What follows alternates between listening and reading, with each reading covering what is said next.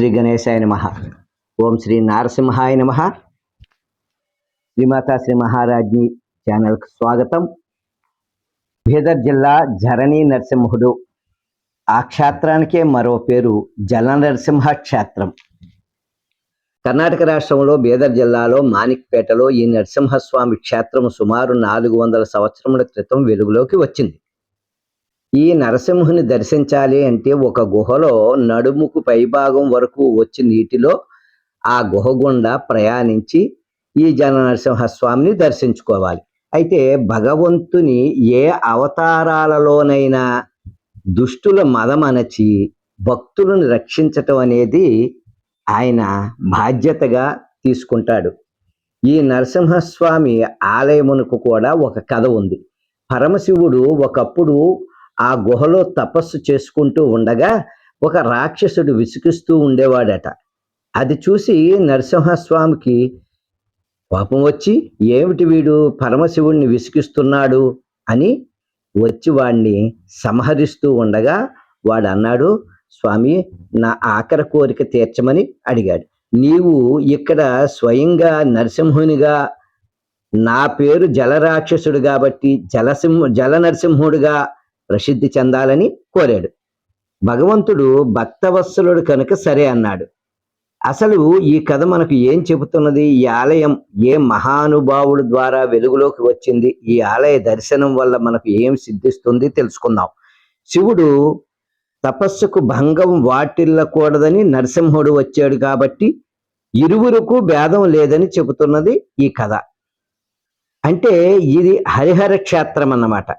ఏ మహానుభావుడి వల్ల వెలుగులోకి వచ్చింది అంటే దత్తాత్రేయుల వారి 4వ అవతారమైన మాణిక్ ప్రభుస్వామి వల్ల తెలిసింది. ఈ ఆలయం బయటపడింది. మాణిక్ ప్రభువుల వారు భక్తులు వారి వారి ఓళ్ళకి రమ్మని వారిని కోరుకునేవారు. ఆయన ఎక్కడ అడుగు పెడతారో ఆ ప్రదేశం సిరి సంపదలతో తొలతూగుతుందని, సుఖ సంతోషాలతో ఉంటారని అక్కడ ప్రజల అపారమైన విశ్వాసం. ఈ కారణంగా ఎంతో మంది భక్తులు ఆహ్వానం పలికేవారు ఆ స్వామివారికి. అలాగే ఆయన వెళుతూ ఉండేవారు. అలా ఆయన ఒకసారి శిష్యులతో ఆయన పల్లకిలో వెళ్ళేవారు కాబట్టి అలాగే ఆ పల్లకిలో వెళుతూ బీదర్ ప్రాంతం పర్యటిస్తూ బీదర్ దాటి కొంత దూరం ప్రయాణించాక పల్లకి మోసే బోయిలు సడన్ గా ఆగిపోయారు. కారణం, పెద్ద సర్పం పడగ విప్పి దారికి అడ్డంగా ఉంది. అది పల్లకి కేసే చూస్తున్నది. బోయిలు హడిలిపోయి ఆపేశారన్నమాట. ఆ సర్పము మాణిక్ ప్రభువుల వైపు తదేకంగా చూసి పడగ దింపి పల్లకి ఎటువైపు వెళ్లాలో అటుగా ప్రయాణం సాగించింది. మాణిక్ ప్రభువుల వారు ఆ సర్పం నాకు ఏదో చూపించాలని, ఏదో చెప్పాలని ప్రయత్నిస్తున్నది, దాని వెనుకగా నడవమన్నారు బోయలను, శిష్యులను.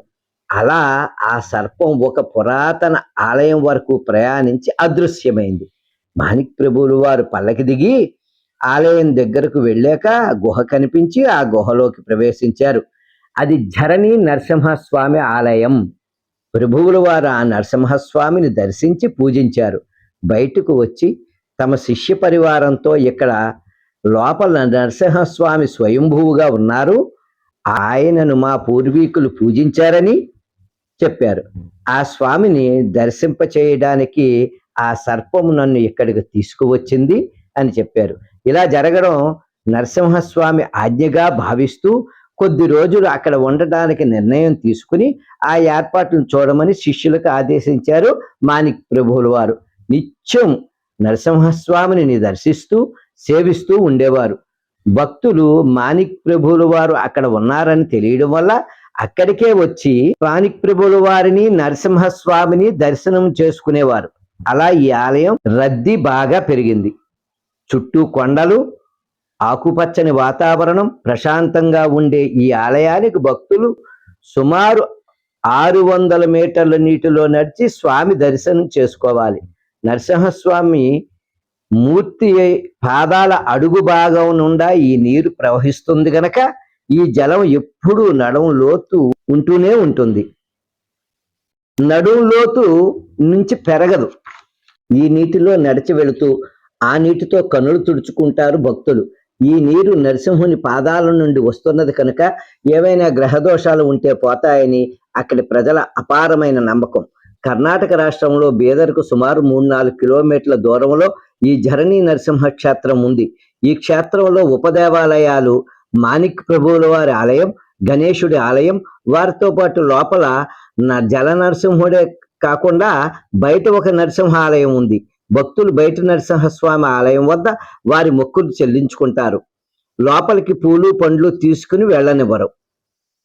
భూమికి 150 అడుగుల లోతులో నీటిలో సుమారు 600 మీటర్లు నడిచి వెళ్లే ఆలయం భారతదేశంలో ఈ ఒక్క క్షేత్రమే అని చెప్పుకోవచ్చు.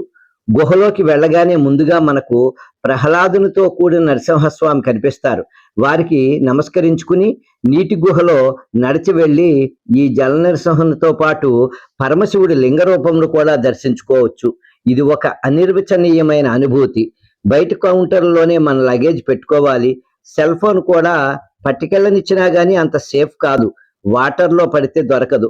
ఈ నీరు ఎప్పుడూ ప్రవహిస్తూనే ఉంటుంది, మనకి ఇబ్బంది లేకుండా. ఆక్సిజన్ ఇబ్బంది లేకుండా బయటి గాలి లోపలకు, లోపల గాలి బయటకు ప్రవహించి ఏర్పాటు చేశారు పెద్ద పైప్ లైన్ల ద్వారా.